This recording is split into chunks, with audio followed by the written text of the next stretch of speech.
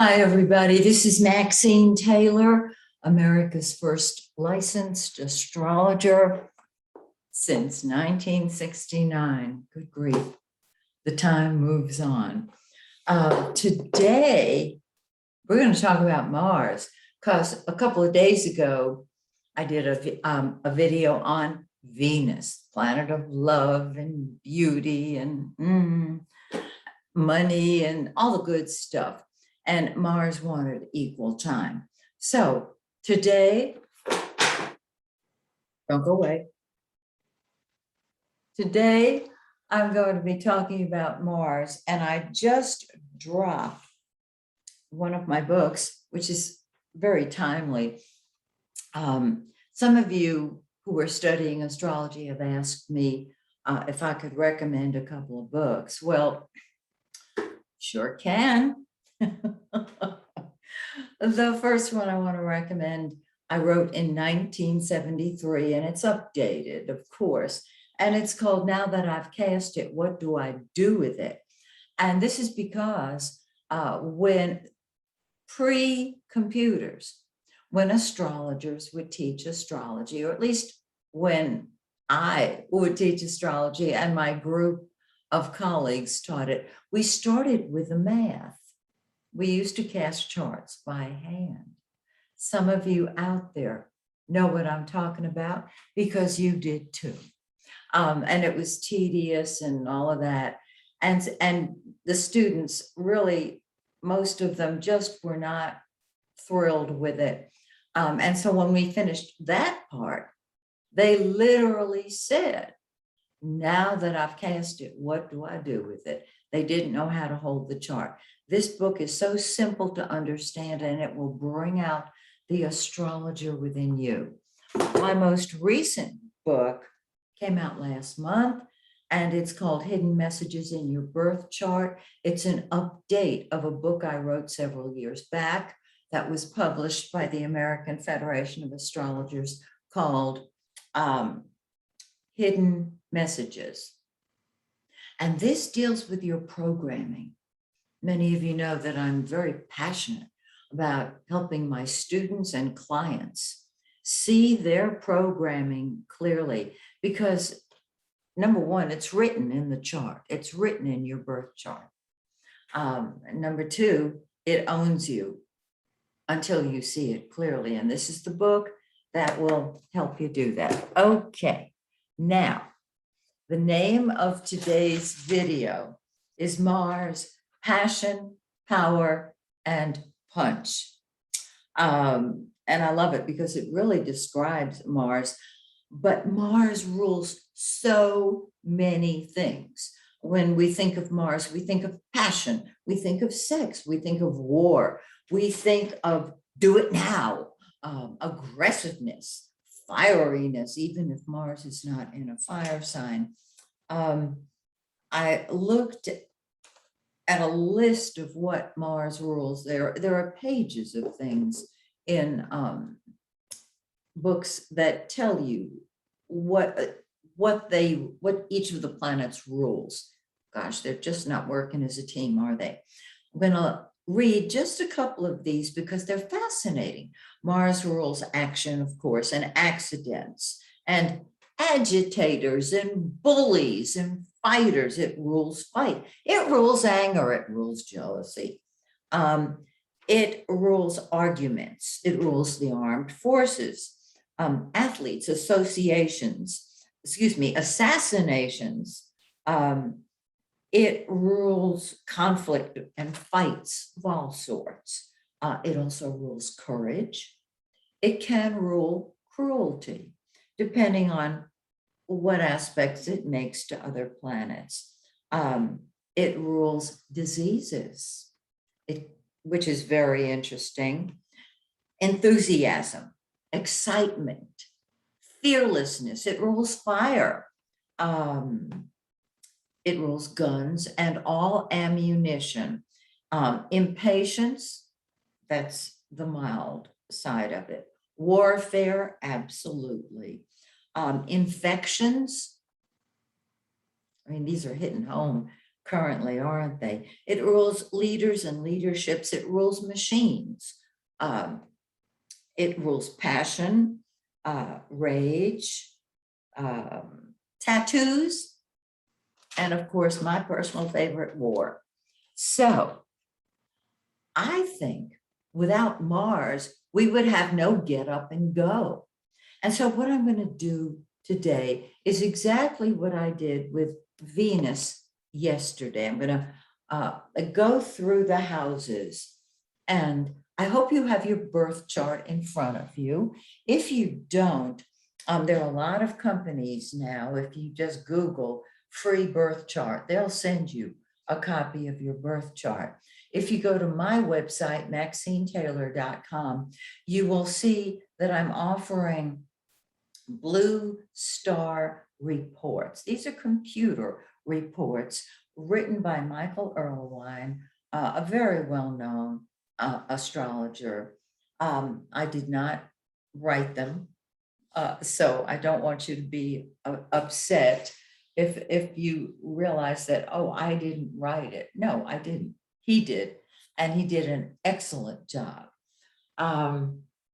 It will give you a printout of an interpretation of your birth chart, which I think you'll enjoy very much, as well as a free copy of your chart so that you can follow along when I go through these videos that I do as we run through the zodiac.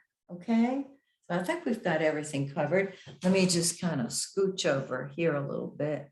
All right, now let's start, of course, with Mars in the first house. Well, Mars rules the first house in the natural zodiac because this is the placement of Aries. And if you have Mars in the first house, let me tell you what Mars rules, first of all, in a personal chart. It rules wherever Mars is, that is what you throw yourself into, because that is what is number one to you. It is what you're willing to fight with and fight for. I just love it. And so if you have Mars in the first house, you're a disguised Aries, aren't you? You want what you want when you want it, even if it's in a lovely sign like Pisces. First house Mars says, I'm doing what I want, when I want, how I want, because I want. And I've had a lot of students say that they have Mars in the first house, and does that make them selfish? And I've said, no, not necessarily. Perhaps you decided that you wanted Mars in your first house because in past lives, you saw everybody else putting themselves first, and you couldn't do that. You had to put them first. In fact, many people with Mars in the seventh, and we'll get there in a second, put other people first, and so they attract people to them who put themselves first. Those of you who have Mars in the seventh, next time, you might want to try it in the first. No, it does not make you selfish. It makes you impatient. You want what you want when you want it, and you're willing to act independently. In other words, don't slow me down. Don't stop me. On your mark, get set, go. You're either with me or I'm leaving you in the dirt. And it's not cruel. It's not mean. It's you saying, it's my turn. And you know what? It is your turn. Don't you love that? Okay, Mars in the second house.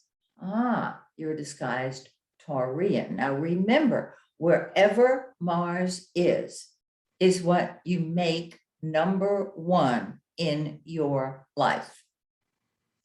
It's what you're willing to fight with and fight for. And so money and what money can buy, because the second house rules tangible assets, things you can hold in your hand. Is the way I like to look at it.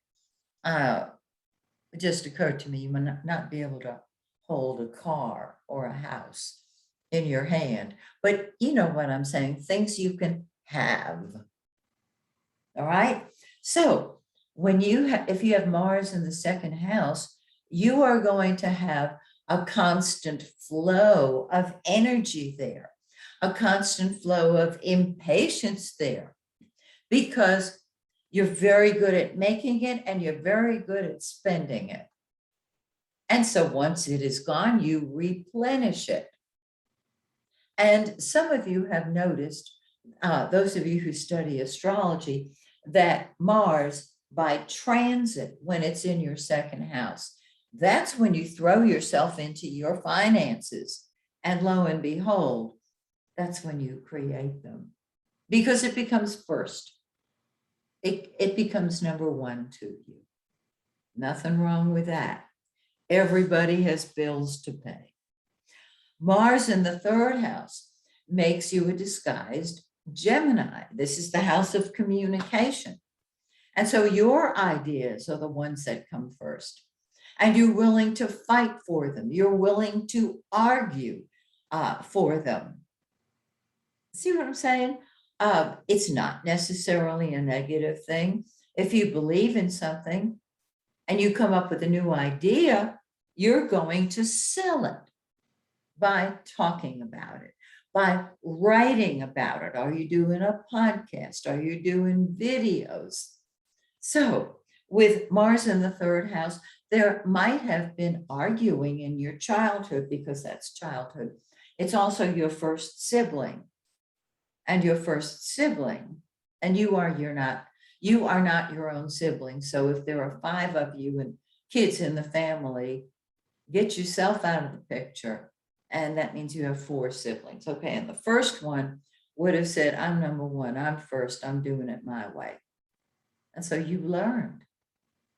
And it could have left a lasting fire in you that you express with that particular sibling. I would say you're a dynamite salesperson. You just have to take your ideas less personally so that you don't railroad people, run over them. You know what I mean? And you're powerful. You're passionate when you speak. I love it. Don't you? You wouldn't change that. Mars in the 4th house. That makes you a disguised Cancerian. And your home and family are number one to you. And whoever your 4th house parent is, because remember, the 4th house and the 10th house represent each of the parents. And we don't know whether mommy is 4th or 10th until we get into the chart. If you have the moon, let's say, in the 10th house, that's different. Probably a real good idea that mom comes first, because that's mommy. All right. I mean, is the 10th house parent. And she's the one who taught you how to interact out there in the world. So your family comes first to you. However, you will fight for them, and you're allowed to fight with them. Other people are not. You will protect your family. You will protect your home. You probably would be a very good in real estate, all things in the chart considered. I wouldn't go into real estate just because Mars was in the 4th. But if other things indicated that you would be a great realtor, yes, you really would. So family comes first to you, home and family. And you'll fight with them, you'll fight for them. Mars in the 5th makes you a disguised Leo. Great, grand, glorious Leo. Well, the 5th house is fun and games. What do we consider fun? Anything. Sports, sex, music, creativity, and the 5th house is children. And so if you have kids, you're going to put them first. And that first child, this 5th house is your first child. 7th house, your second child, 9th house, your third, etc. If you have, whoops, fifth house.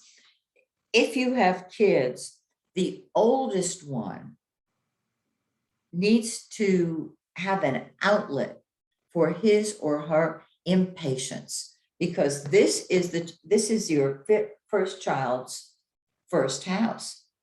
And so this child says, I'm putting myself first and I have no patience. I want to do it yesterday. And so I would give this child an outlet for that passion. Sports, wonderful. Music and art, terrific.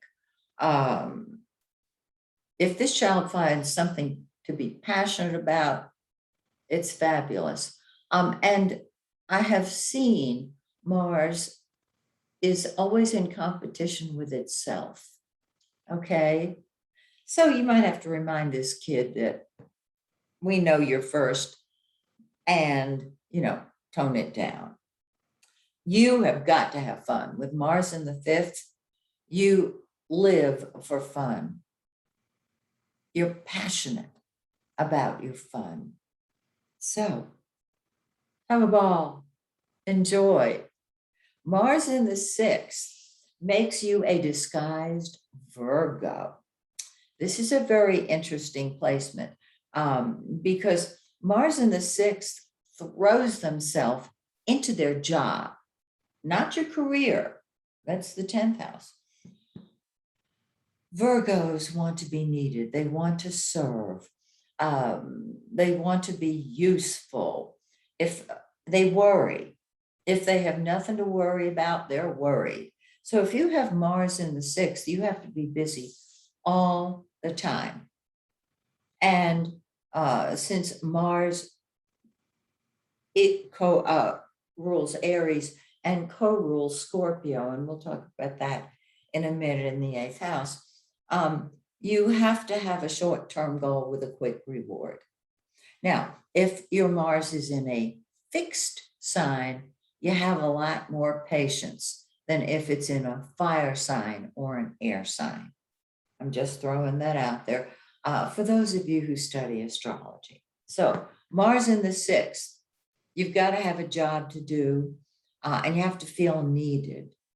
And you'll fight with your employees and for your employees. Okay? Now, Mars in the seventh, you're a disguised Libra. And Libra loves balance and harmony. Well, they like to make balance and harmony. Mars will fight for balance and harmony. That's just what's so. And so other people come first to you. Now, the 7th house is the public. It's partnership. It's marriage. It's divorce. It's contracts, whether you're entering into one or getting out of one. A marriage contract, a divorce contract. See what I'm saying? So Mars in the 7th, that's what you throw yourself into. Relationships, you've got to have a one-on-one relationship in everything you do. And so you're going to put that relationship first. You're going to put other people first. Now, what's going to happen is this is the first house of the rest of the world. And so you're going to attract people who put themselves first. Well, this is great because you're both putting that person first. It works because they come on like gangbusters and you give them the attention that they want, but you'll fight with them and you'll fight for them. Mars in the 8th, very powerful. Many of you know that Mars, I just mentioned it earlier, co-rules Scorpio. And so it's in its own house. I don't care what sign it's in. In the 8th house, Mars is in its own house. The 8th house is the house of secrets. It's It rules all the secrets of life. What are they?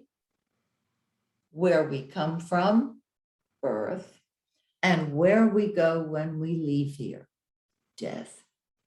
Mars in the eighth. Well, keep on going with the eighth house. It rules transformation, transmutation, total transformation. The eighth house can be all the way up or manifest all the way down. It really depends on the person. And so whatever's in the eighth house is hidden.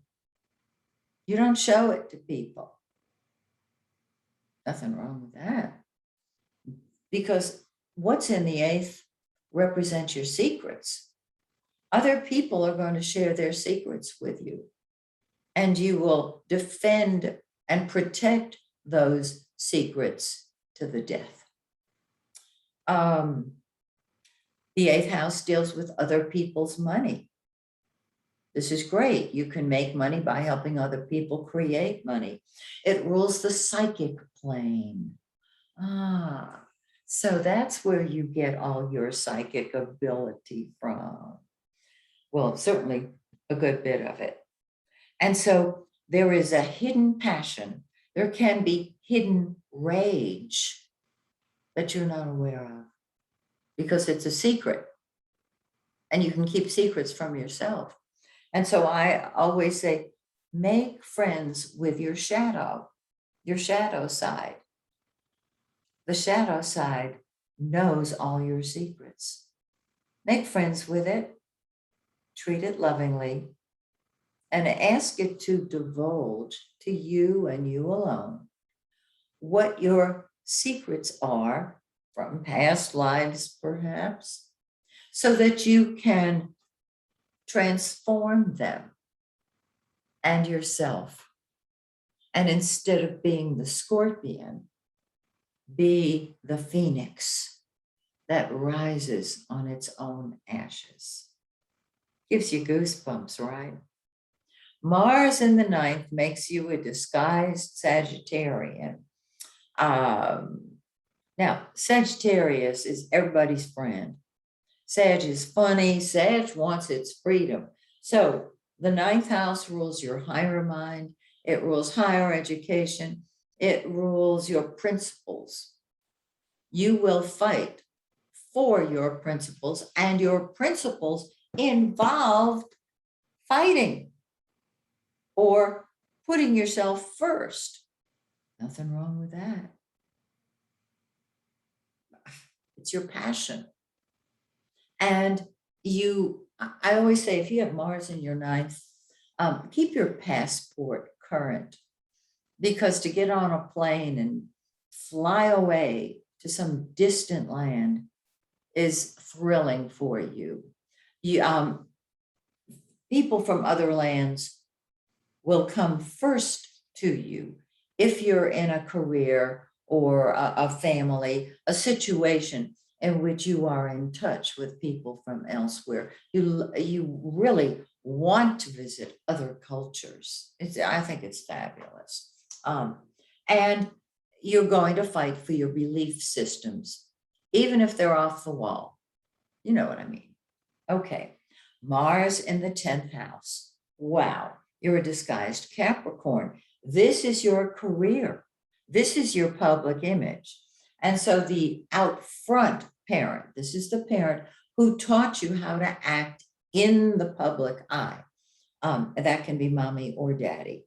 That parent really emphasized being ambitious. Mars rules ambition. You're going to move upward constantly. So you need to be in a career in which you can move upward all the time. And you will be seen as a very ambitious person, a person who gets the job done and doesn't sit around twiddling on his thumbs. It's action. Mars is action. And that's why when Mars goes retrograde, everything is on pause. It's like the world flatlines because Mars is retrograde. No action. When Mars goes direct, the world picks up again. So with Mars in your 10th house, you're a natural leader. Period, bottom line. Don't take a back seat to anyone. Mars in the 11th. Well, this makes you a disguised Aquarian. You are a humanitarian. You'll fight for human rights. Now, 9th house will fight for its principles.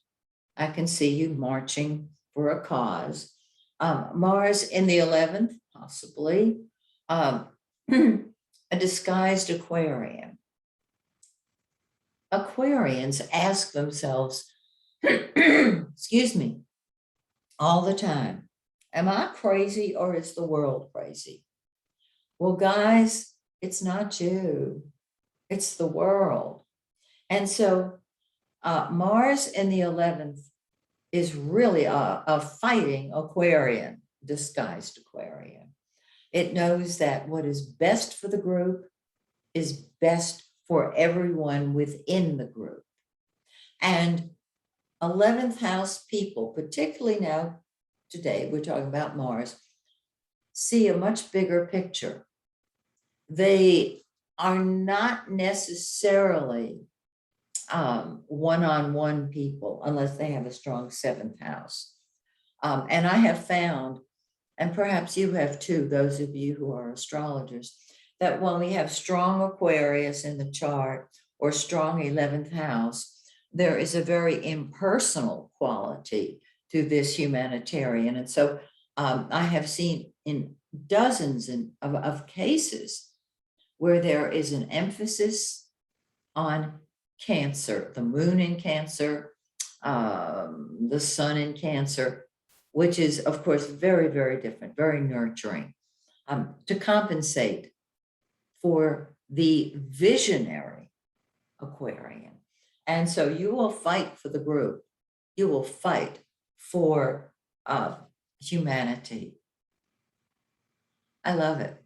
I hope you're involved with philanthropic organizations because this 11th house deals with organizations. And last but not least, we have Mars in the 12th. So you are a disguised Pisces. And Pisces is a dreamer. Mars in the 12th. Remember, the 12th is behind the scenes activities. It is the spirit plane. It is the subconscious. Well, you can't see your subconscious. You can look at it in your birth chart and say, I don't get it. And you can read up on it in books. And that will help you start to see your beautiful Mars in the 12th, which means there is hidden anger and a willingness to fight for your spiritual beliefs. The 12th house rules all behind the scenes activities. I mentioned the subconscious, but hidden anger, hidden warrior. And because of the 12th house placement, a lot of the people that I've met who are night warriors while they're sleeping have a strong Mars or a strong 12th house, but a strong Mars. And a Mars in the 12th means that when you are sleeping, you will get in touch through your dreams with, or you can get in touch through your dreams with your passion, with what you're angry at. Although you don't have to have 12th house Mars to get angry and know who you're angry at. But this particular place for Mars says, go away world. I will fight for my privacy, for my solitude, for my spirituality, for my attunement with God. And just for another piece of information, we have a Mars return every year and a half to 2 years. So this is very interesting. because that means every year and a half to 2 years, Mars returns to its natal place in your chart, where you just pull the trigger. I mean, it's like on your mark, get set, go. Everything about Mars is amplified, just like Venus has its return every year. So this is Mars, and the next video I do will be a combination of Venus and Mars, because Venus is love and passion and beautiful things, and love and money and love. And Mars is, come on, let's go. Passion, fight for what you want, shoot from the hip. Like with Mars in the third, you're going to tell it like it is. Bravo. So I hope you've enjoyed this, and I hope you'll join me next time when I do the combination of Venus and Mars and illustrate the awesomeness of the two of them.